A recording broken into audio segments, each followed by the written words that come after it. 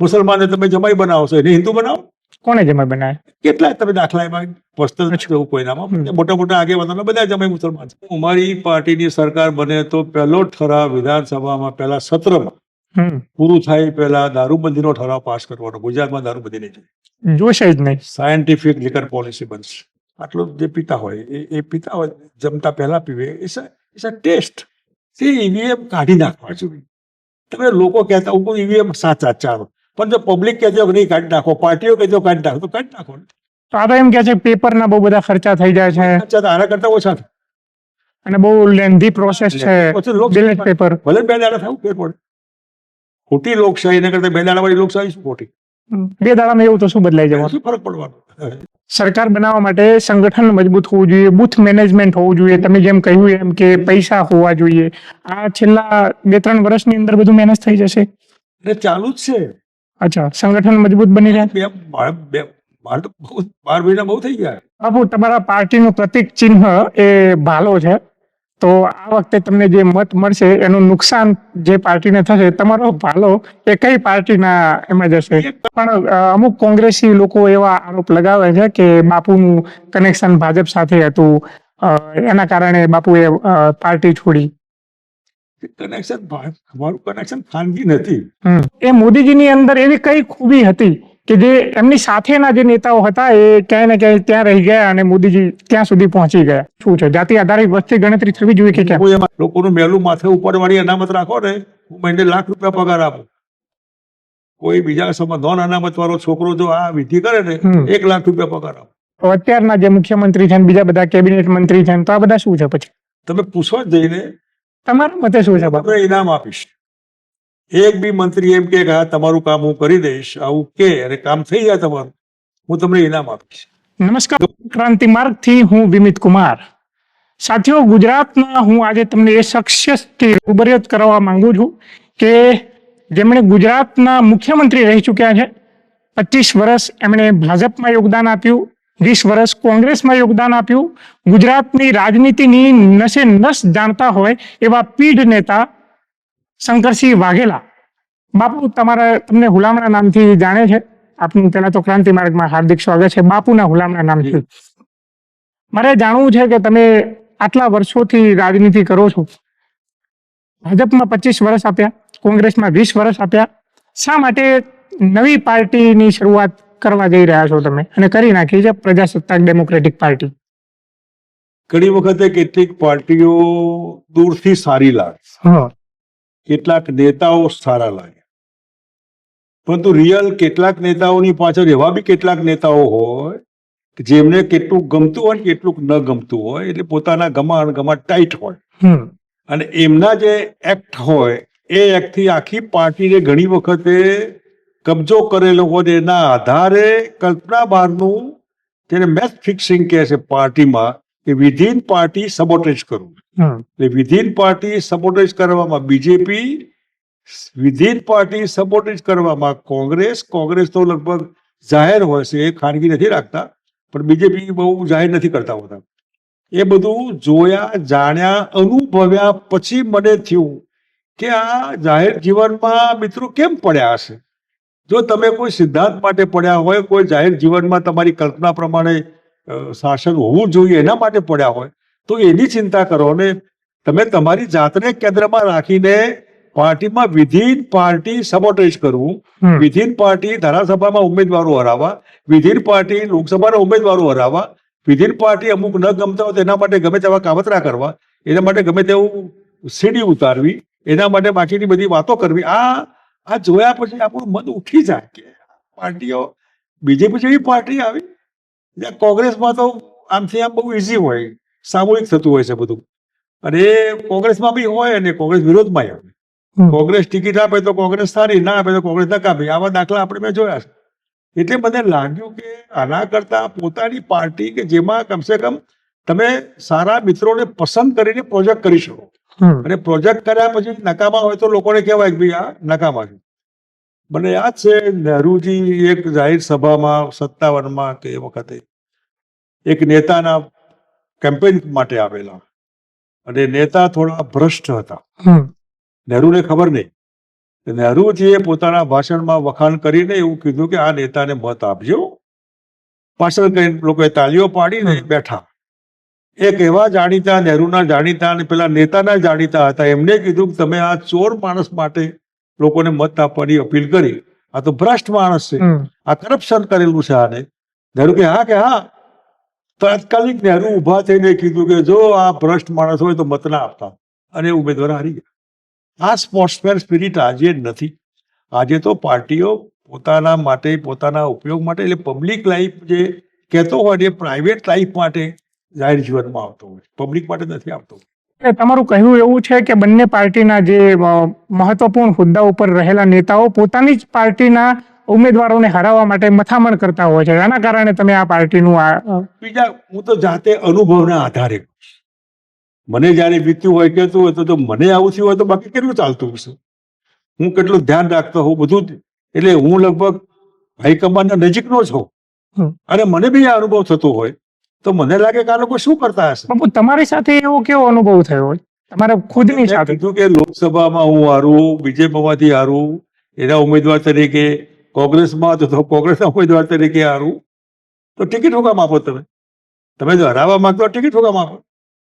તમારો કંટ્રોલ કાર્યકર્તાઓ પર ના હોય તો પાર્ટીમાં રાખો. શેના માટે? બીજેપીમાં, વીએચપીમાં, બજરંગ દળ વાળા બધા બાબા સાધુ બધાને લાગુ થઈ ગયેલા ગોધરામ મારી આવે. બીજેપીનો ઉમેદવાર તો પણ બાપુ તમે આરએસએસ ની વિચારધારામાંથી આવતા હતા અને આરએસએસ ની વિચારધારા હિન્દુત્વવાદી વિચારધારા છે અને એક વખત જે વિચારધારામાં પડે છેક સુધી આની અંદરથી નીકળતું નથી, હિન્દુ બનીને રહી જાય છે. આજે પણ તમે આરએસએસ ની વિચારધારામાં માનો છો? આરએસએસ ની વિચાર હિન્દુ ધારાવાળી નથી હોતી. આરએસએસ ની વિચારધારા આ દેશ હિન્દુઓનો છે, હિન્દુ ધર્મ માટે શરમાવું નહીં જોઈએ અને હિન્દુ ધર્મ કે પ્રમાણે એમને સંગઠન કરો, સાથે રાખ, આટલું જ છે. એન્ટી મુસ્લિમ નથી. આ બધાને એન્ટી મુસ્લિમ એટલે તમે હિન્દુ. બીજેપી તો હિન્દુઓના મત લેવા માટે મુસ્લિમોનો વિરોધ કરવાનું એક જાતનું નાટક જેને કહેવાય ને એવું છે. હકીકતમાં તો કેટલા જમાઈઓ મુસલમાનો છે બીજેપીના આગેવાનોના. તો તમે એવા જો સ્ટોન્ચ હિન્દુ હોય તો દીકરીને મુસલમાન બનાવવાના બદલે જમાઈને હિન્દુ બનાવો. એટલે આ જે વસ્તુ છે ને એટલે એક જાતનું ડ્રામાબાજી છે. હકીકતમાં આરએસએસ ની આઈડિયોલોજી એ દેશ માટે, રાષ્ટ્રભક્તિ માટે, સારા માણસો માટે, પણ એ બી દે આર હ્યુમન બિંગ, એ બી માણસો છે. માનવ સહજ નબળાઈ હોય એવી નબળાઈ એમની પણ હોય. બાપુ આરએસએસ ની વિચારધારાની વાત આવી એટલે મોહન ભાગવતે થોડા સમય પહેલા એવું નિવેદન આપ્યું હતું કે અનામત ઉપર હવે ચર્ચા થવી જોઈએ, રહેવી જોઈએ કે નહીં. અને 2 દિવસ પહેલા ભાજપની એક પ્રદેશ મંત્રી છે એને કહ્યું કે અનામત એ માથાનો દુખાવો બની ગયો છે. આ ગુજરાતની અંદર પણ આ વાત આ પ્રજાસત્તાક દિન નિમિત્તે આ વાત કહેવામાં આવી. તકલીફ એ છે કે બીજેપી એટલે રાઈટ આઈડિયોલોજી, જમણેરી વિચારસરણી, જમણેરી વિચારસરણી વાળા લોકો રૂઢિચુસ્ત અને મનુવાદી વિચારસરણીને વધારે પ્રાથમિકતા આપતા હોય છે. અને એમાં એ અનામત એમને બહુ ગમતી નથી. એ એવું સમજે છે કે અનામતથી મેરિટ્સ મળી જાય. ક્યાંક એવો અપવાદ હોઈ શકે પણ અનામતનો મતલબ વાય, અનામત કોને અનામત આપી? જેના માથે પ્રજાનું મહેલું ઉપાડવા માટે અનામત હતા. જેને અડીએ તો અભડાઈ જવાય એના માટે આખો વર્ગ અનામત હતો. જેનો પડછાયો ન લેવાય એ અનામત. જેને ગામના કુવામાં પાણી ભરવાનું રાઈટ નથી એનો અનામતનો કુવો અલગ અનામત. આ અનામત એનો અનામત છે. વર્ષો સુધી આ સમાજને જે માણસ છે એને લાગણીઓ હોય, એને છોકરાઓ હોય, એને બૈરી હોય, એને ખાવા જોઈએ, એને પાણી પીવા જોઈએ, તો એ માણસ જ નથી, ઢોર છે. આવું માનીને વર્ષો સુધી બાકીના હિન્દુ સમાજે અન્યાય કર્યો છે. આ એની અનામત છે. એ અનામત રાખો ને, થોડો વખત તમે લોકોનું મેલું માથે ઉપાડવાની અનામત રાખો ને, હું મહિને ₹1,00,000 પગાર આપું. કોઈ બીજા સમાજ નોન અનામત વાળો છોકરો જો આ વિધિ કરે ને ₹1,00,000 પગાર આપો. પાર્ટ ટાઈમ જોબ છે. કાલ સવારથી આવી જાય મારી પાસે. એટલે આ જે છે ને આખું એ હમણાં પાર્ટી મેરિટ આ મેરિટ્સમાં લાવવા માટે તમારે માનવતાના આધારે આ સમાજને સાથે ખેંચવા માટે કોશિશ કરવી કે નહીં? તમારે જ માલિક થવાનું. અત્યારે મૂડીવાદનો કેમ વિરોધ થાય? મૂડીવાદમાં કોઈ એક કોમ થોડી હોય, પણ મૂડીવાદ એમ આ હિન્દુવાદ જે છે ને એ નફરતના બીજ જો આમાં તમે અનામતમાં ને એમાં નાખવાના હોય, અનટચેબિલિટી, માઇનોરિટી, ટ્રાઇબલ, પક્ષીપદ, આ કેવી રીતે ચાલે? બધા માણસ છે અને માણસના આધારે બધો વિચાર કરવો, માનવતાના આધારે, હ્યુમન ટચ. બાપુ, આ લોકસભાની પૂર્વ ચૂંટણી પહેલા એવો પ્રચાર કરવામાં આવ્યો હતો કોંગ્રેસ દ્વારા કે ભાજપ એ બંધારણને નષ્ટ કરી દેવા માંગે છે, અનામતને ખતમ કરી દેવા માંગે છે. તમને ખરેખર આટલા વર્ષોથી તમે ભાજપમાં રહ્યા, 25 વર્ષ તમે પોતાનું જીવનનું યોગદાન એ પાર્ટી માટે આપ્યું, શું પાર્ટીની વિચારધારા એટલી હદે નિમ્ન કક્ષાની માનસિકતા ધરાવે છે? ના ના, પણ જે પ્રચાર ચાલે છે ઘણી વખતે રિયાલિટી અને પ્રચારમાં આસમાન જમીનનો ફરક હોય. બીજેપીની આઈડિયોલોજી બેઝિકલી આવી નથી, પણ ક્યારેક આવું તમે 3 બાળકો પેદા કરો, અને બાળકો આટલી બધી 150 કરોડ લોકો બીજા નાખવા ક્યાં તમારે? તો તમે લગ્ન કરો ને. આ બધું છે એટલે આખો RSS બદનામ થાય કે આવા લોકો છે આ બધા. એમ આ હકીકતમાં બીજેપી આવી રીતે કોઈ અનામત છીનવીને અને બંધારણમાં બદલી, એક બહુ કાઠું હોય છે. બંધારણ ચેન્જ કરવું બહુ કાઠું છે. અને બંધારણ ઓવરનાઇટ એકલા આંબેડકર સાહેબે તો વિધિ કરી સેક્રેટરી તરીકે, પણ કેટલા બધા લોકો યોગદાન આપ્યું છે. યોગદાન આપવા વાળાએ અનામત આપ્યું છે. બાળા સાહેબ એકલાનું અનામત નથી. બાળા સાહેબે તો વાત મૂકી છે, એ સમાજના હતા એટલે, પણ એના પર સિક્કો મારવા વાળા ચુસ્ત બ્રાહ્મણ હતા. ચોર જનોઈ વાળા અને ટીલા ટપકા વાળા અને સવારે 2 કલાક પૂજા કરવા વાળા, એમને બી સિક્કો માર્યો જણાવો. આ બધા કરતા કડક હિન્દુ હતા. એટલે એવું નથી કે પણ આ બંધારણ બદલવું ને તો બહુ કાઠું છે. કોઈ બહુ હિંમત, એકાદ પેરેગ્રાફ ક્યાંક બંધારણ બદલાય, ઘણા ફેરફાર નવા ઉમેરા થાય, કોઈ નીકળી જાય કરાય, પણ આખું બંધારણ ચેન્જ કોઈ નોટ પોસિબલ. બાપુ, એક મુદ્દો અત્યારે ગરમાઈ રહ્યો છે આખા દેશની અંદર કે જાતિ આધારિત વસ્તી ગણતરી. કોંગ્રેસ પણ એ મુદ્દો ઉઠાવે છે, ઘણા બીજી અન્ય પાર્ટીઓ છે જે સ્થાનિક પાર્ટીઓ હોય. આપણે પ્રજાશક્તિ ડેમોક્રેટિક પાર્ટીનું આ બાબતે સ્ટેન્ડ શું છે? જાતિ આધારિત વસ્તી ગણતરી થવી જોઈએ કે કેમ? હું એમાં સહમત છું. એટલા માટે કે તમે આપણા જે આર્ય સમાજ થયા પછી લગભગ જાતિ બધા લખવાનું બંધ કર્યું. ચંદ્રશેખર રાજપૂત હતા, કોઈને ચરણસિંહ એ જાટ હતા, એ બહુ આ પ્રયોગ થયો, એ પ્રયોગ બહુ સક્સેસ નહીં થયો. એમ કોઈ જાતિ એટલા માટે કે તમે શિક્ષક ભરતી કર્યા તો કયા સમાજના ભરતી કર્યા? તમે ડોક્ટર ભરતી થયા તો કયા સમાજના ભરતી થયું? તમે મામલતદાર ભરતી કર્યા કયા? પોલીસ ખતમ તો કયા? આ સમાજનો આધાર તમને ખબર પડે તો કયો સમાજ લાભાન્વિત છે અને કયો સમાજ રહી જાય છે એની ખબર પડે. જે સમાજને બહુ જ્ઞાન નથી, જે સમાજને બહુ ઊંડો અભ્યાસ નથી, જે સમાજનો પૂરો એપ્રોચ નથી, જે સમાજની કોઈ લાગવક નથી, જે સમાજમાંથી ઉપર બેઠેલા કોઈ એવા છે ને જેમને પ્રોટેક્ટ કરે, એવા સમાજને આગળ લાવવા માટે ખબર પડે કે આ લાઈનમાં નથી, તો એમને લાઈનમાં લાવવા માટેનો, ત્યાં સમજવા માટેનો આ પ્રયત્ન છે. આ સિસ્ટમ ખોટી નથી. બાપુ, મોદીજીને તમે બધાએ સાથે જનસંઘથી લઈને બીજેપીમાં કામ કર્યું, બરાબર? મોદીજી વડાપ્રધાન બની ગયા, અત્યારે કહેવામાં આવે છે, એવા ડેટા પણ બતાવવામાં આવે છે કે દુનિયાના સૌથી લોકપ્રિય વડાપ્રધાન. તો એ મોદીજીની અંદર એવી કઈ ખૂબી હતી કે જે એમની સાથેના જે નેતાઓ હતા એ ક્યાંય ને ક્યાંય ત્યાં રહી ગયા અને મોદીજી ત્યાં સુધી પહોંચી ગયા? એ સિસ્ટમ હોય. હા, એ તો તમે મોદીજી પહોંચી ગયા તો અમિતજી બી પહોંચી ગયા કહેવાય. એક ટીમ વર્ક હોય છે. ટીમ વર્કમાં RSS ને એવું લાગે કે બીજેપીને એવું લાગે કે ભાઈ આ નેતાઓ બરાબર કરે છે, એમને પછી માર્કેટિંગ એમના હાથમાં હોય, શાસન એમના હાથમાં હોય, તંત્ર એમના હાથમાં હોય, વગેરે વગેરે. એટલે સ્વાભાવિક માર્કેટિંગના આધારે લોકોને જે કન્વે થતું હોય એ આ બધું કન્વે થાય. એટલે ટીમ જે હોય ટીમ નક્કી કરતી હોય છે કોને શું કરવું જોઈએ. બાપુ, RSS એમ કહે છે કે અમે બિન રાજકીય સંગઠન છે. તમે કહો છો કે RSS નક્કી કરે છે બધું, અને બેન RSS ઉપર જયારે પ્રતિબંધ લાદવામાં આવ્યો ત્યારે એવું કહેવામાં આવ્યું હતું તમારે રાજનીતિથી દૂર રહેવાનો. આ સૌથી મોટી શરત રાખવામાં આવી હતી. રાજનીતિ દૂર, RSS દૂર જ છે, પણ RSS ના એક પ્રચારક જે દેશના વડાપ્રધાન, RSS ના એક પ્રચારક જે દેશના એક્સ મિનિસ્ટર, હોમ મિનિસ્ટર કે, તો RSS તો રિમોટ કંટ્રોલ પ્રચારક ઉપર છે. અને પ્રચારક એ આ દેશનો માલિક છે, આ પ્રચારક આ દેશનો રાજ્યનો માલિક છે, આ ગવર્નર પ્રચારક છે કે ફલાણા. એનો અર્થ કે RSS નો કંટ્રોલ એ પ્રચારક ઉપર છે. પ્રચારક જે તે વખતે મેઇન પોસ્ટ ઉપર છે, જે સરકારી પોસ્ટ છે, એનો અર્થ કે આરએસએસ નો કંટ્રોલ સીધો વાયા XYZ એના રાજકારણમાં ડે બાય ડે થી દૂર, પણ રાજકારણને દિશા કઈ આપવી એ ત્યાંથી જ નક્કી થતું. બાપુ, એવું કહી શકાય કે આ દેશના મોટા ભાગના સંસાધનો ઉપર આરએસએસ નો આવો કબજો છે, અથવા તો આરએસએસ ના લોકો અહીંયા સામેલ છે?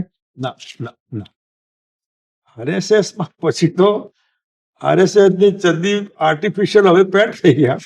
આરએસએસ ને સારું લગાડવા ચડ્ડી પહેરે, ગુણદક્ષિણામાં જાય, પેન્ટ પહેરે, એ નમસ્તે કરે, એ આર્ટિફિશિયલ.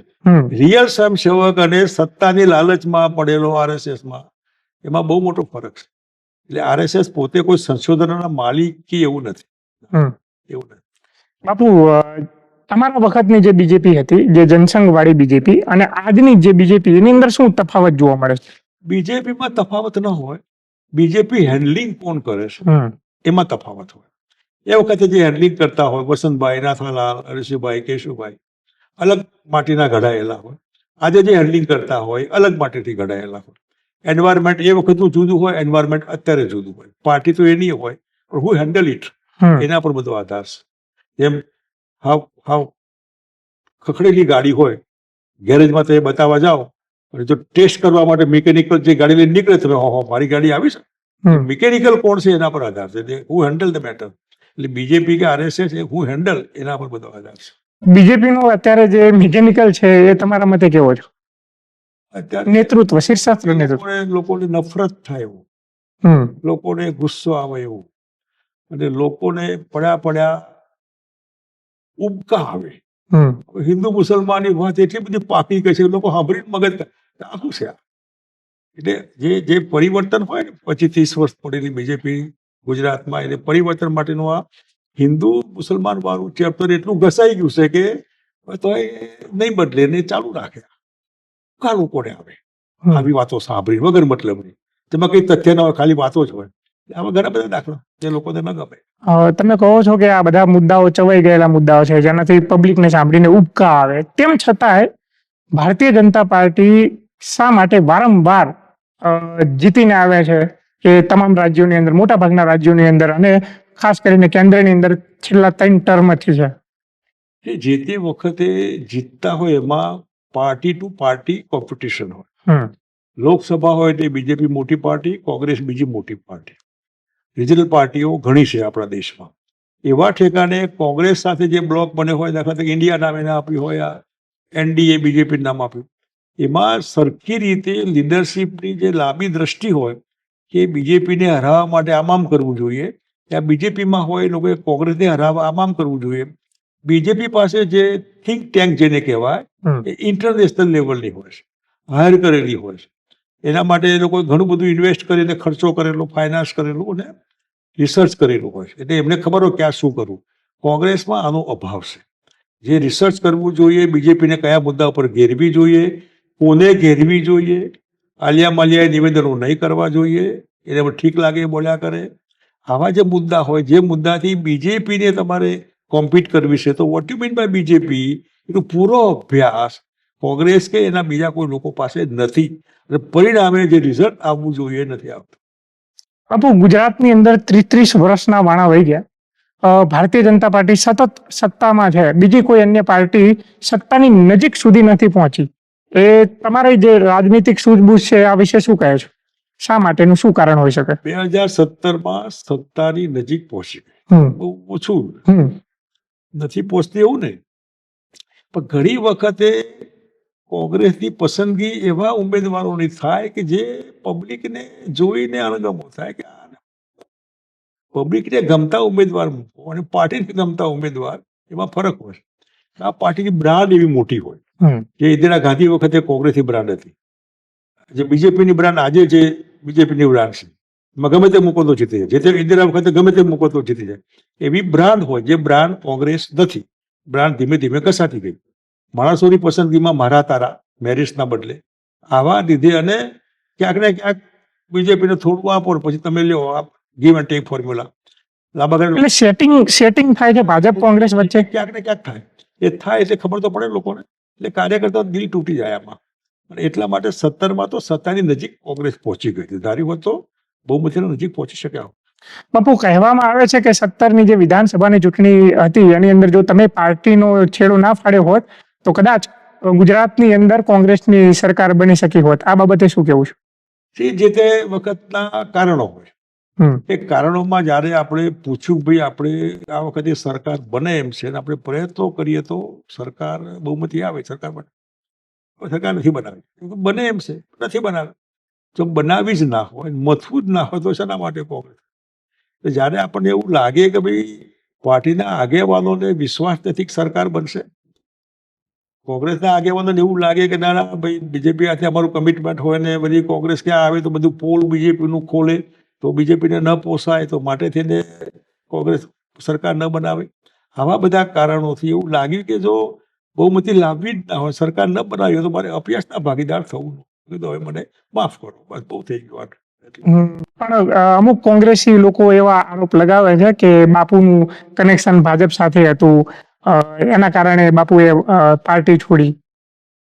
કનેક્શન અમારું કનેક્શન ખાનગી નથી. હમ અને તકલીફ એ છે કે જે પાર્ટીમાં હોય ને એમાં 100% લોયલ્ટી. હમ બીજેપીમાં બીજેપી લોયલ્ટી, નો વે આઉટ. કોંગ્રેસમાં લોયલ્ટી, નો વે આઉટ. એનસીપીમાં લોયલ જે પાર્ટીમાં તમે હો તો તમે તમારા ઉપર આગ્રહ થાય કે તમે નહીં હોવું જોઈએ. ભૂલથી એક કાર્યકર્તાઓ તમને એટલા પ્રેમથી માનતા હોય, તમારા ઉપર ભરોસો હોય, તમે જો ભરોસાની ભેંસ પાડો છો ને એમ વિશ્વાસઘાત કરો તો નહીં સારું. એક આ રાજ્યસભાના ઇલેક્શન સિવાય ક્યાંય કોઈ ગડબડ મેં જિંદગીમાં કોંગ્રેસ કે બીજેપી ક્યારેય મેં કરી નથી. કરાય પણ પાર્ટીમાં ના રહો, તમે ના ફાવતું હોય તો બોલાવે તમને. બાપુ, પણ તમે જ્યારે કોંગ્રેસ છોડી અને ત્યારે વિજય રૂપાણી અહીંયા મુખ્યમંત્રી હતા, નાયબ મુખ્યમંત્રી નીતિનભાઈ હતા, ત્યારે ખૂબ રાજી થઈ ગયા હતા અને નિવેદન આપતા હતા કે બાપુ હવે પાછા આવે છે, જનસંઘથી અમારા નેતા છે, અમારા આગેવાન છે. એનાથી લોકોને એવું જ લાગ્યું કે બાપુનું કનેક્શન છે ને એ ભાજપ સાથે જ હતું, એટલે બાપુ છોડીને જતા રહ્યા. બીજેપીમાંથી નીકળ્યા પછી બીજેપીમાં જવાનો પ્રયત્ન નથી કર્યો. અને જૂના મિત્રો હોય, બધાને સાચવેલા હોય, મોટા કર્યા હોય એટલે લાગણી હોય.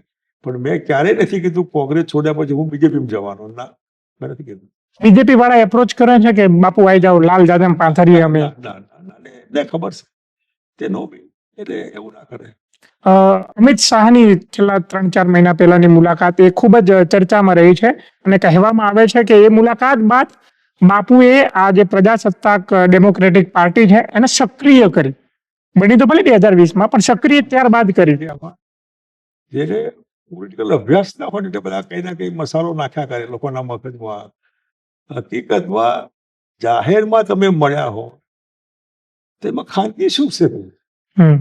જો કાવતરું જ કરવું હોય તો ખાનગી ન મળે, કોઈના ઘરમાં ન મળે, હું કામ સર્કિટ હાઉસ મળે? એક્ઝેક્ટલી. એટલે આ આખું કાલ્પનિક દુનિયા. તમે હું કામ મળ્યા? હું લખનઉ હું કામ અખિલેશને મળ્યો? હું માની લો કે દિલ્હી ભરોસે શેખાવતને હું કામ મળ્યો? યા ફલા એટલે ભાઈ એમાં અમે આ કાવતરા માટે નથી મળ્યા. મળવાના કારણો બીજા હોય, જે જાહેરમાં હોય, જેના કોઈ એવા કારણો. અને એવા કારણો હોય તો જેને મળ્યા એને જે મળવાનું હોય એને બંનેને ખબર હોય કે આપણે ખાનગી રાખવાનું છે, આપણે ખાનગી મળો. એટલે કે ખાનગી રાખવાનું નહોતું માટે જાહેરમાં પડે. બાકી જેનું બહુ માઇન્ડ ના હોય, બકવાસ કર્યા કરે એટલે ક્યાં જવાબ તમે આપ્યા? બાપુ, કહેવામાં આવે છે કે ગુજરાતમાં ત્રીજો પક્ષ નથી ચાલતો. આ હુબહુ તમારા શબ્દો છે, તમારા મોઢેથી નીકળેલા આ શબ્દો છે. તેમ છતાંય ગુજરાતની અંદર આમ આદમી પાર્ટીને 5 સીટો મળી. એને બી ટીમ ને સી ટીમ ને એવા નામ આપતા હતા. ગુજરાતમાં ત્રીજો પક્ષ નથી ચાલતો એવું કહેનારા બાપુ ચોથો પક્ષ. મેં ક્યારેય આવું નથી કીધું ત્રીજો પક્ષ નથી ચાલતો. ત્રીજો પક્ષ નથી ચાલતો આ કાલ્પનિક વાત છે. ગુજરાતમાં મહાગુજરાત જનતા પાર્ટી હતી, જેનાથી ગુજરાત બન્યું. ગુજરાતમાં સ્વતંત્ર પાર્ટી હતી જે સત્તાના નજીક પહોંચી ગઈ હતી, એ બી હતી. જનતા પાર્ટી જેને 77માં ઇન્દિરા ગાંધીની સરકાર હટાવી એ હતી. જનતા મોરચો બન્યો હતો અહીં ગુજરાતમાં. સમાજવાદી પાર્ટીઓ હતી. એટલે પાર્ટીઓ તો આવવાની. ચિમનભાઈ પટેલનું જનતા દળ હતું. આ બધું થર્ડ ફર્સ્ટ હતું. પણ જે પાર્ટી ચલાવવા માટે એમાં રૂપિયા જોઈએ, કન્ટિન્યુટી જોઈએ, ટીમ જોઈએ, એ ઘસાતી જાય એટલે પાર્ટી બંધ થઈ જાય. એને તમે જો નાખ્યા કરો કઈનું કઈ મસાલો તો પાર્ટી ચાલે. એટલે એ જ્યારે અત્યારે તો આ તો હાવ શૂન્યાવકાશ મને લાગ્યું કે વેક્યુમ છે એકદમ. ને પબ્લિક બૂમો પાડે કંઈક કરો સારું, કંઈક કરો કંઈક, એમાંથી આ પાર્ટી મેં એક્ટિવ કરી પાછી. તો આ પાર્ટી એ લોકહિતના મુદ્દા માટે થઈને જમીન ઉપર ઉતરશે, બિલકુલ ઉતરી જ છે, સવાલ નથી. આક્રમક આંદોલન કરશે. 27 ધ્યાનમાં રાખીને જેટલું લડવું પડે આકાશ પાતાળ એક કરીને બીજેપી ક્યાંક ડરાવતી હોય, ક્યાં ગુંડાગર્દી હોય, ક્યાં બીજું હોય, લોકોના પડખે ઉભા રહેવું, આક્રમકતાથી સરકારની જે હાલની સ્થિતિ છે એની સામે લડવાનું, આક્રમકતાથી બોલવાનું, કરવાનું, એક્ટ બી કરવાનું, દબાવવાનું નહીં. બાપુ એવું કઈ થાય કે ઓફર આપતા હોય બીજેપી કે ભાઈ આવી જાઓ, હવે બાપુ બહુ થયું, તમને આટલા વર્ષોથી તમે અમારી પાર્ટીમાં હતા, આટલા વર્ષોથી તમને માન સન્માન મોભો બધું જાળવી રાખ્યું, છોડો ના બધું. અત્યારે બી વિધાનસભામાં હું વિરોધ પક્ષ એટલે કોંગ્રેસનો નેતા 5 વર્ષ રહ્યો, એક બી ભાજપ વાળો મારી સામે ઊંચા સ્વાદે બોલ્યો નથી. બધા પૂરી મર્યાદા. આજે બી ક્યાં ગયું તો પૂરી મર્યાદા. આજે હું યુપી તો યોગી લેવા આવે સામે કે કેમ છો, યા બોમ્બે જો, આવા સંબંધોમાં કટ્ટરતા ન હોય, પણ બીજેપી નો સવાલ છે ત્યાં સુધી યુટર્ન કરીને પાછા જવાનું ચેપ્ટર ક્લોઝ થઈ ગયું. એટલે ક્વેશ્ચન ડઝ નોટ અરાઇઝ. વિચારધારા સાથે સમજૂતી નહીં. નોટ વિચારધારા જેવું છે નહીં. વિચારધારા તો કલ્પનાઓ છે બધાને. કોઈ વિચારધારા કોઈ પાર્ટીની હોતી નથી. એ એના બંધારણમાં યા એની ચોપડીમાં લખેલું હોય કે આ અમારી વિચારધારા. અમલીકરણ ના હોય. અચ્છા, વિચારધારા શબ્દો છે એમના માટે, અમલીકરણ નથી. તો ભાજપ એમ કહે છે કે હિન્દુત્વની વિચારધારા અમારી, કોંગ્રેસ એમ કહે છે કે જે બંધારણ છે એ વિચારધારા તો અમલીકરણ બતાવો તમે. અમલીકરણમાં તો તમે મુસલમાનોને ખુશ કરો છો, મુસલમાનને તમે જમાઈ બનાવો છો, એને હિન્દુ બનાવો. કોને જમાઈ બનાવે? કેટલા તમે દાખલા એમાં પર્સનલ કોઈનામાં મોટા મોટા આગેવાનો બધા જમાઈ મુસલમાન છે. એટલે નેતાઓના આગેવાનો જમાઈ બનાવે. એ જમાઈને મુસલમાનના બદલે હિન્દુ બનાવો તમે, જો હિન્દુ હોય તો. અને પબ્લિક ને એવું કહેવામાં આવે છે કે મુસલમાન તમે જાઓ પેલી બાજુ હિન્દુ બનો તો. એટલે આ બધું નાટક, ડબલ સ્ટેન્ડર્ડ છે બધા, double standard party. Bharatiya Janata party double standard party છે. આ દાખલા તમને આપું છું. મુસ્લિમો મિનિસ્ટર બનાવે, મુસલમાને રાષ્ટ્રપતિ મુસલમાન બનાવે, ભલે સારા હતા તો એનો કે તમે મુસલમાનના વિરોધી નથી એવું તમે કહો. અમે સારા ખોટા માણસના વિરોધી છે. અબ્દુલ કલામ સારા માણસ હતા, અમે રાષ્ટ્રપતિ બનાવ્યા તો ખબર પડે. પણ આ તો પાકિસ્તાન કઈ સાચું બધું પાકિસ્તાન કઈ પણ હતું પાકિસ્તાન. મુસલમાન તો પાકિસ્તાન, જમાલપુર તો પાકિસ્તાન. એટલે ભારતના મુસલમાનોને પાકિસ્તાનના સાથે જોડો. એમને એ હિન્દુ મતો લેવા માટે આવું બકવાસ જેને કહેવાય ને, ખોટી વાતો. હિન્દુ મતો લેવા માટે કેટલાક હિન્દુ કાચા મગજ ના હોય, હા કરે એવું ચાલે. બાપુ તમારા પાર્ટીનું પ્રતિક ચિહ્ન એ ભાલો છે, તો આ વખતે તમને જે મત મળશે એનું નુકસાન જે પાર્ટીને થશે, તમારો ભાલો એ કઈ પાર્ટીના એમાં જશે? એ કલ્પના છે. હા, આવી કલ્પના છે કે મતોનું ધ્રુવીકરણની વાત એવું નથી હોતું. તમે દિલ્હીમાં આમ આદમી પાર્ટી આવી એ વખતે 70 માંથી 67 બેઠકો આવી. કોંગ્રેસ અને બીજેપી ના સામે પહેલી જ વખતે એટલે બીજેપી ને હરાઈ કે કોંગ્રેસ ને હરાઈ કે પોતે જીત્યા. એટલે પોતે જીતવા માટે જે કામ કરતા હોય એને નુકસાન જેને થવું એ થાય. આપણે રાણાજીના ભાલે મારો, રામદેવપીરનો ભાલો ફટાફટ જ્યાં જશે આ વખત તમે જોજો કે એ નિશાન માટે છે. અને એ નિશાન અચૂક નિશાન જવાનું, નિશાન ચોકમાં નહીં નીચું નિશાન. આપણે સરકાર બનાવવાનું નિશાન લઈને ચાલીએ. બાપુ બકા ઠાકોરની પંક્તિ કીધી છે તમે, નિશાન ચૂક માપ નહીં માપ નીચું નિશાન. તો તમારું એ ઊંચું નિશાન શું છે? સરકાર બનાવવાની? સરકાર બાપુ મુખ્યમંત્રી બનશે? નહીં, મુખ્યમંત્રી બની ગયું. મારે વ્યક્તિગત એમ્બિશન રાજકારણમાં રાખતા હોય છે બધા, પણ નહીં રાખવી જોઈએ. કે એમ્બિશન વ્યક્તિગત ના હોવી જોઈએ. તમારા એમ્બિશનનું કારણ હોવું જોઈએ, પર્સનલ ના હોય, જનરલ હોય બધા માટે. એટલે બધા માટે આ કારણમાં 100% બીજેપી સરકાર જાય, આ સરકાર બને ભાલાની, અને મુખ્યમંત્રી જે બને. હું ડેપ્યુટી મુખ્યમંત્રી માટે ટ્રાઇબલ સમાજ બહુ મોટો છે એનો વિચાર કરું છું કે એની પોસ્ટ એના માટે સ્પેશિયલ બનાવવી જોઈએ. બીજા ડેપ્યુટી મુખ્યમંત્રી તરીકે સૌરાષ્ટ્રનો કોળી સમાજ છે બહુ મોટો, એને પદ આપવું જોઈએ. અને મુખ્યમંત્રી તરીકે મુખ્યમંત્રી જે કોઈ બને એમાં એ નોટ માય સેશન, કોઈ પણ હોય જેને વહીવટ કરવાનો છે. એમાં 2 મિત્રો હોય તો 2.5 વર્ષના વારા કાઢી લે. નથી રોંગ એડિટ આથી આમ. ટ્રાઇબલ મુખ્યમંત્રી કેમ ના બની શકે બાપુની પાર્ટીમાં? ઓહો, એ પછીનો સવાલ આવે છે. ટ્રાઇબલ મુખ્યમંત્રી અમરસિંહભાઈ હતા, પણ આ તો તમે જે ટ્રાઇબલ માટે અત્યારે એક એપ્રોચ કે મને આ સમાજને આ આપ્યું હોય તો કમસે કમ સારો માણસ હોય તો આખા સમાજને સ્પિરિટ રહે. દલિત સમાજ હાઉસ તો સ્પીકર હોય તો ભાઈ હું બધા કરતા એને ભલે હું શુદ્ર સો કોલ કે એનો પણ હું હાઉસમાં મુખ્યમંત્રીના ઉપર બેઠો. એક સમાજને ઈગો સેટિસ્ફાય થાય કે વી આર સમથિંગ માટેનું. તો બીજેપી પણ સમાજનો ઈગો સેટિસ્ફાય કરવા માટે રાષ્ટ્રપતિ બનાવે છે, દલિત રાષ્ટ્રપતિ, રામનાથ કોવિંદ રાષ્ટ્રપતિ. એ ખાલી એનાથી દલિતોનું કે આના બહેનોનું કે આદિવાસીઓનું ભલું નથી થતું. હું તો આ ભલાની વાત છે કે તમારે ભલું કરવા માટે તમે માણસ જે કહો એ તમારું શું ભલું કરશે. ઇમ્પ્લિમેન્ટેડ. તો સ્પીકર બનવાથી બાપુ શું ભલું થશે? આખા સમાજને જે દાખલા તરીકે તમે ગામડામાં જાઓ અત્યારે તો દલિત માણસ કાર્યકર્તા તમારા બાજુ ખાટલામાં નહીં બેસે આજે પણ. હવે એ જયારે ત્યાં ગામડામાં બેઠો હોય પણ જુએ કે અમારો રમણભાઈ બેઠો છે વડાનો સાહેબ થઈને ખુરશીમાં, હા આમ કે આ એક સાયકોલોજી છે ઇક્વિલિટી માટે. યુ આર સમથિંગ, તમે પણ કંઈક છો, તમે પણ આ બધાના ઉપર બની શકો, આટલો સાયકોલોજી છે. એટલે કે દલિતોનું ભલું નથી થવાનું, પણ જેના ઇન્ફિનિટી કોમ્પ્લેક્સ હોય તો નીકળી જાય. તમે સરકાર બનાવવાની વાત કરી. સરકાર બનાવવા માટે સંગઠન મજબૂત હોવું જોઈએ, બુથ મેનેજમેન્ટ હોવું જોઈએ, તમે જેમ કહ્યું એમ કે પૈસા હોવા જોઈએ. આ છેલ્લા 2-3 વર્ષની અંદર બધું મેનેજ થઈ જશે? એટલે ચાલુ જ છે. અચ્છા, સંગઠન મજબૂત બની રહ્યા. 12 મહિના બહુ થઈ ગયા. હું ક્યાં નવો છું? મારી જોડે જે એ ક્યાં નવા છે બધા? પાર્ટી નવી તો પાર્ટી તો બધી પાર્ટી શું કરવા? કેજરીવાલની પાર્ટી નવી જતી ને. ટીમ જૂની સારી હોય, અસરકારક, તો રિઝલ્ટ ગમે ત્યાં આવે. મતલબ તમારા 55 થી 57 વર્ષના જે અનુભવનો જે નિચોડ છે આ પાર્ટીમાં આપી દેશો. ચાલુ થઈ ગયું અને એની અસર છે, બધી બહુ અસર, મોટી અસર છે. એટલે હું ખાલી આ તમને કે તમારા માધ્યમથી કોઈને ખુશ કરવા નથી કહેતો, રિયાલિટી વાત કરું. હું જોઈ રહ્યો છું ગુજરાતમાં પરિવર્તન ભયંકર મોટું આવી રહ્યું છે. અને ભયંકર એ આવશે તો ઘડિયાળનું લોલક સીધું બીજેપી થી ભારા બાજુ આવવાનું છે. બાપુ, ગુજરાતની અંદર દારૂબંધીની વાત આવે અને આપણી પોલીસ અને સરકાર ઉપર સવાલ ઉઠે. તમે હંમેશા દારૂબંધી વિશે બોલતા હોવ છો.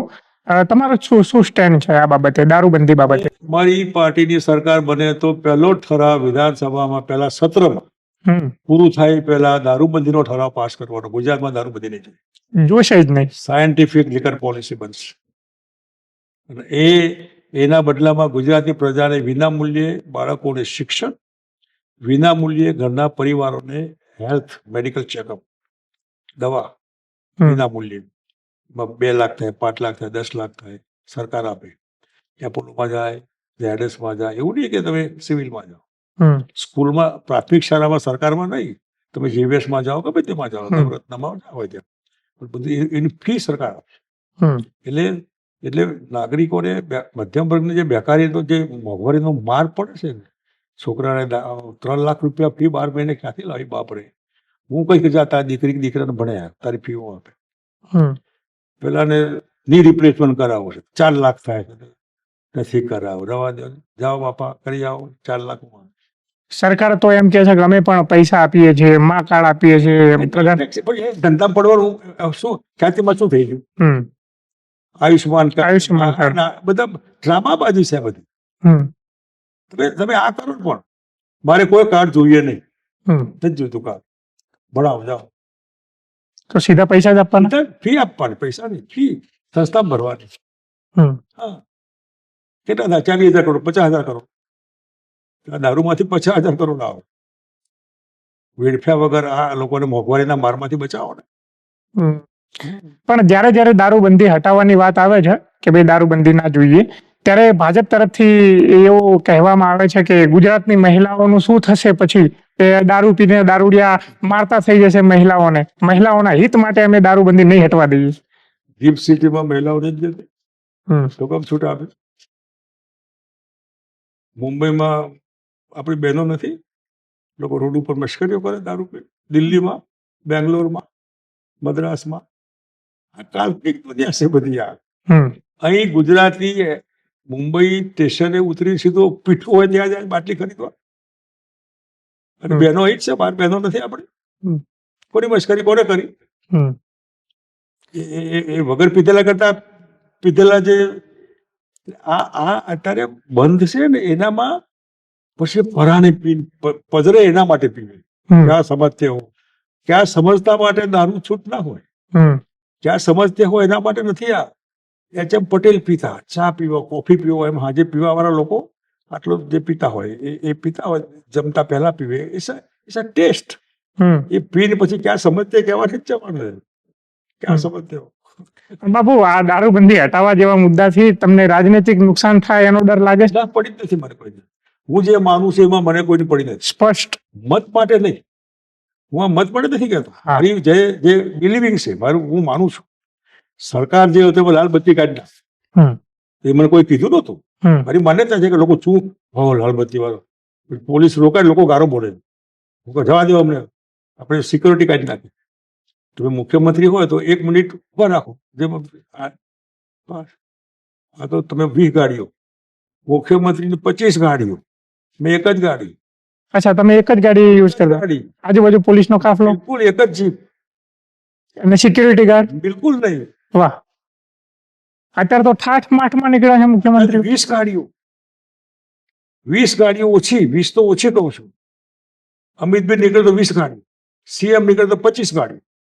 એ તો કે છે કે આ તો જે ગુજરાતના જે મોભી છે મુખ્યમંત્રીને ખૂબ સુરક્ષા માટે. જોશું, પણ હાના માટે હું મુખ્યમંત્રી જતો ને, વિધાઉટ એપોઇન્ટમેન્ટમાં. અત્યારે તમે જાઓ મળવા, મેં ખુલ્લો રાખેલો, જાઓ જ્યાં મળવું.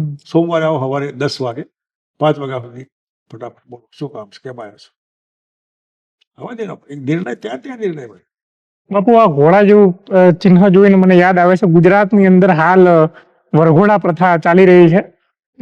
જે આરોપીઓ હોય એના ટાંટિયા તોડીને જે વરઘોડા કાઢવાની પ્રથા, એને તમે કઈ રીતે જુઓ છો? એ અલગ અલગ પ્રકારની વરઘોડા તો ઠીક છે, પણ પ્રેશરમાં ડિપાર્ટમેન્ટ હોય ને પોલીસ ખાતું, એને ડ્રામાબાજી નહીં કરાય, કોઈના કહેવાથી નહીં કરાય. એ જવાબદાર લોકો હોય.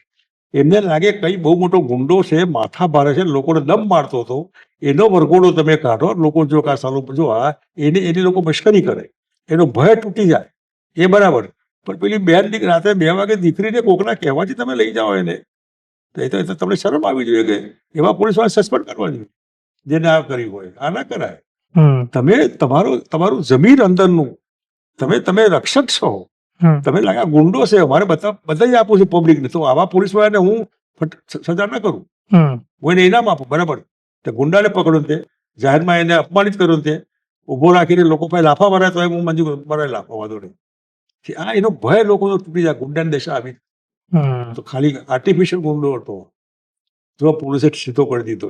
એવું નિર્દોષ લોકો તમે પરાણે લઈ જાઓ, નાટક કરો, લાયસન્સ હોય પીધેલી બહેનોને કોઈના કહેવાથી એ બહેનોની આબરૂ કાઢવા માટે તમે ધાડ પાડો, શાના માટે? અત્યારે જુગાર પકડે, દારૂ પકડે, આ ધંધા તમારા. બાપુ, આજે વરઘોડા જે પ્રથા પોલીસ જે કાઢી રહી છે, તમને શું લાગે છે કે એ સરકારથી લાભાર્થી બનવા માટે અથવા તો વાહવાઈ બટોરવા માટે? સરકાર જેવું તો છે નહીં ગુજરાતમાં, પણ યાર કેમ સરકાર જેવું નથી બાપુ? ગવર્મેન્ટ જેવું ને તમને લાગે નહીં? ગવર્મેન્ટ ફીલ મુખ્યમંત્રી છે આપણા મૃદુ મક્કમ, મુખ્ય એ છે, ધારાસભ્યો છે. તમે કોઈ પણ ધારાસભ્ય કહો મારું એક કામ છે તું કરીશ, કોઈ મિનિસ્ટરને કહો મારું કામ તું કરીશ, માટે નહીં થાય. તો ગવર્મેન્ટ શું કામ છે ત્યાં? તો અત્યારના જે મુખ્યમંત્રી છે, બીજા બધા કેબિનેટ મંત્રી છે, તો આ બધા શું છે પછી? તમે પૂછવા જ જઈને તમારા મતે શું છે બાપુ? તમને ઇનામ આપીશ. એક બી મંત્રી એમ કે હા તમારું કામ હું કરી દઈશ, આવું કે અને કામ થઈ જાય તમારું, હું તમને ઇનામ આપીશ. ગમે તે કામ હોય તમારું, નાનકડી બદલીનું, ચાલો શિક્ષકનું. તો આ બધા કામો કોનાથી થાય છે? કયા કામ? આજે ગુજરાતની અંદર કહે છે ને અમે સબકા સાથ સબકા વિકાસ, તો કયો વિકાસ? જે છોકરું 15 વર્ષનું થાય, 2 વર્ષે 17 વર્ષનું ન થાય, 18 વર્ષે મૂછો ના ઉગે ને, છોકરા મૂછો ઉગે, વિકાસ નથી. આ નેચરલ છે. આ ગુજરાતમાં નેચરલ છે બધું. પ્રજા તો વિકાસના નામે બાપુ મતલબ દાખલો આપો ને, તમે શું વિકાસ? આ કહે છે કે જો ને સરસ મજાનો રિવરફ્રન્ટ બનાવી દીધો, સરસ મજાના બ્રિજ બનાવી દીધા, આ બધું આકર્ષાય ને તો વિકાસ કહે છે. એ રિવરફ્રન્ટના પાયોનિયર શંકરસિંહ વાઘેલા છે, ગુજરાતી પબ્લિકને ખબર? ગુજરાતમાં ડબલ રોડના પાયોનિયર શંકરસિંહ વાઘેલા છે, આપણને ખબર છે? ગુજરાતમાં લોકોને મફત પાણી પીવડાવ્યું એના pioneer Shankarsinh Vaghela. RTI introduce કર્યું દિલ્હીમાં, એના પાયોનિયર શંકરસિંહ વાઘેલા. આ ખબર છે લોકો? 7 જિલ્લાની તમે રચના કરી, ડિસેન્ટ્રલાઇઝ ઇકોનોમી, ડિસેન્ટ્રલાઇઝ એડમિનિસ્ટ્રેશન. એટલે આ હું માર્કેટિંગનો વિરોધી, જાહેરાતનો. એક્ઝેક્ટલી અનપ્રોડક્ટિવ છે, એને લોકોને ખબર પડશે. આપણે વીજળીના ભાવ ઘટાડ્યા હતા, વીજળી એક્સના બદલે વધારે આપી હતી. હા એક એક નિર્ણય પ્રજાલક્ષી. બાપુ તમારા આટલા પ્રજાલક્ષી નિર્ણય છે તેમ છતાં તમે માર્કેટિંગ નથી કરતા. મોદીજી હંમેશા માર્કેટિંગ મોડમાં જોવા મળે છે. બરાબર છે. હા તો માર્કેટિંગનો અભાવના કારણે અત્યાર સુધી બાપુ તમારું નુકસાન થયું છે. ખરું, એવું ખરું.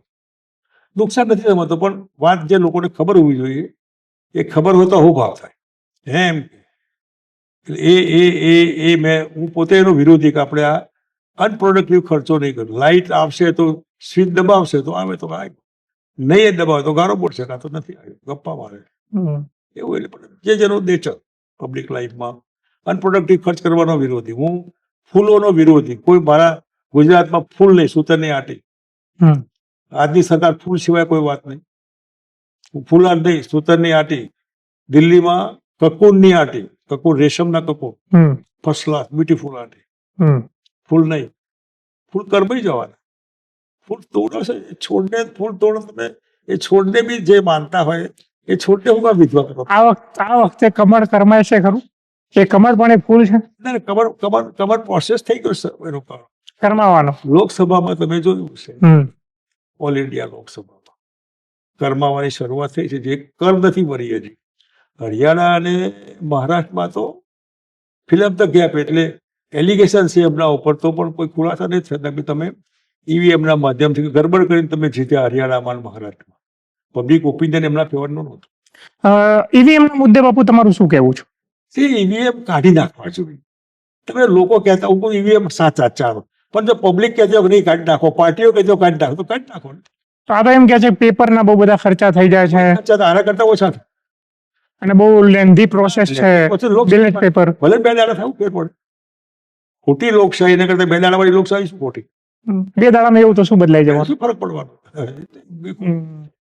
વાંધો નથી.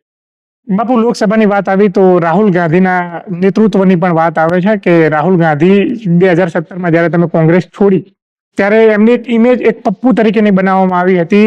એમના મજાકના મીમ્સ બનતા હતા. અને અત્યારે રાહુલ ગાંધીની જે એક ઇમેજ જે છે એ રાજનીતિની અંદર એક આક્રમક નેતા તરીકે, એને તમે કઈ રીતે જોવો છો રાહુલ ગાંધીની આક્રમકતાને? રાહુલ ગાંધી બેઝિકલી પોલિટિશિયન નથી, વેરી ગુડ મેન, થોરો જેન્ટલમેન. કોઈના ઉપર ગુસ્સો, નફરત એના સ્વભાવમાં યા એના લોહીમાં નથી. અને એ સમજે કે નકામો છે તો પછી એમાં કોમ્પ્રોમાઇઝ ના કરે. એમાં એ માણસ યુટર્ન નથી કરી શકતો. એટલે પબ્લિક લાઈફમાં કોંગ્રેસ માટે એને જિંદગી આપી દીધી, આખી લાઈફ રાહુલ ગાંધી. અને જેમ જેમ પદયાત્રા કરી તો દુનિયા ખબર પડી કે શું હોય છે બધું. એટલે પ્રોસેસ છે પબ્લિક લાઈફમાં. ઓવરનાઇટ ઉપરથી આવે ને આમાં થઈને બને, એ પ્રોસેસમાં બની રહ્યો છે માણસ. બોલ્ડ છે, ફિઝિકલી ફિટ, મેન્ટલી ફિટ. તમે કહો છો કે રાજનીતિનો માણસ નથી, તો રાજનીતિમાં ચાલશે ખરા આગળ? એટલા માટે કે કમ્પલ્સન છે. સોનિયાબેન ગાંધી ક્યાં રાજનીતિના હતા? એમની તો લગ્ન પહેલા પ્રી કન્ડિશન હતી કે તમે જો રાજકારણમાં પડો તો લગ્ન નહીં કરું. રાજીવ ગાંધીને સોનિયાબેને કીધેલું તમે જો રાજકારણમાં પડવાના હોય તો મારે લગ્ન કરવા નથી.